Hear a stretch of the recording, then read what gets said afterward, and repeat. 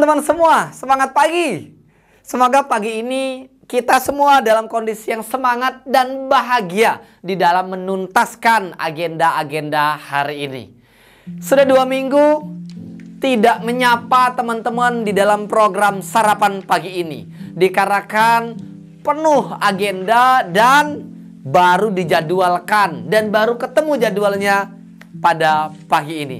Bersama saya Saifullah, pada episode ke-7 kita akan membahas tentang sebuah topik yang sangat menarik, karena ini ditanyakan banyak banget follower-follower yang ada di Instagram saya ataupun Lampung Cerdas.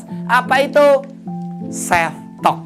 Nah, jadi ini saya bahas satu bab sendiri di dalam buku saya yang berjudul Cara Gila Mengubah Diri. Nah, itu sebuah buku yang memang betul-betul saya dedikasikan untuk seluruh pembacanya, untuk betul-betul yuk berubah bareng-bareng. Sudah 10 tahun saya mempraktekkan ritual demi ritualnya, emosi demi emosinya, kondisi demi kondisinya, yang dimana saya sangat memahami dan sadar betul bahwa sukses itu berpola dan gagal itu berpola. Nah, sekarang tinggal kita ronsen diri kita.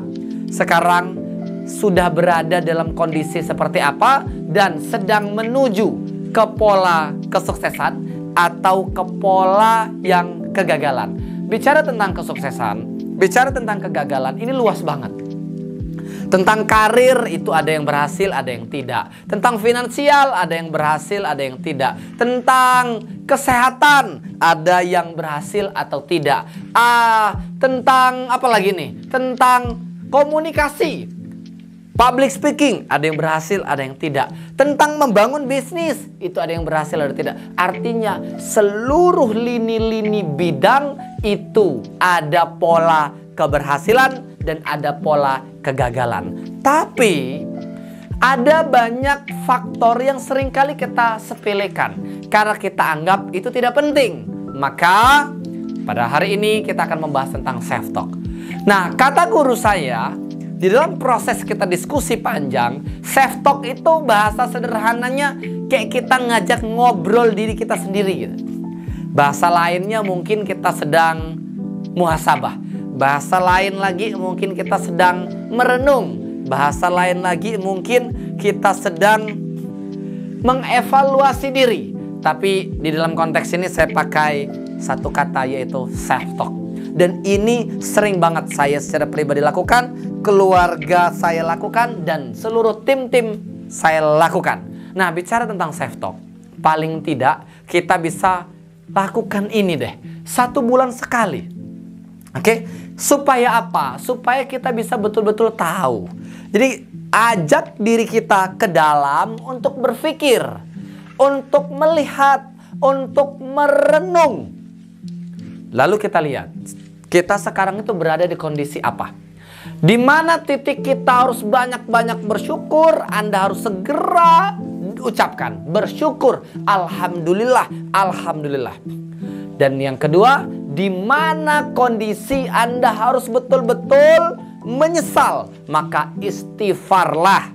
Dan yang ketiga, di mana kondisi Anda betul-betul harus kumpulkan persiapan, planning, perencanaan untuk take off, untuk move, untuk shifting ke tempat yang lebih baik, ke tempat yang lebih tinggi, ke tempat yang lebih ahli, ke tempat yang lebih bisa berhasil, yang saya sebut pola menuju kesuksesan. Nah, ini bagian pertama kalau kita bicara tentang self talk. Yuk, ajak diri kita masuk ke dalam diri yang sesungguhnya. Kadang-kadang saya juga menganalogikan bahwa Saiful yang apa adanya dan Saiful yang menilai. Jadi saya kayak lagi ngobrol dengan diri saya sendiri, dan itu energinya dapat banget. Nah, itu sesi pertama. Yang kedua, dan ini ada 17 sesi self talk di dalam skemanya, di dalam bab cara gila mengubah diri. Tapi saya bahas 2 dulu di dalam program ini.